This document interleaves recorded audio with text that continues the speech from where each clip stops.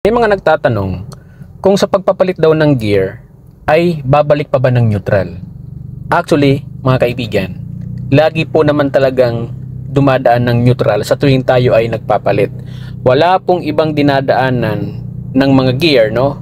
From first gear to second, third, fourth, fifth, or from fifth, fourth, third, second to first. Yan, mapa-upshifting or downshifting, laging neutral po talaga yan daanan. Okay, kaya nga po may diagram tayo dito. Ayan, kung mapapansin nyo. Ayan, ito po yung diagram dyan. Kung 5-speed transmission. Ayan, pansinin nyo yung mga guhit. Yan po yung way ng neutral. Ito, nasa gitna. Ayan, kung mapapansin nyo, connected yan. Ayan, connected lahat yan. Kaya, daanan po talaga, ang way papunta sa mga gear ay dumadaan talaga ng neutral. So, mapapansin nyo itong guide na to from dito sa leftmost nya papunta dun sa dulo. Ayan, connected sila.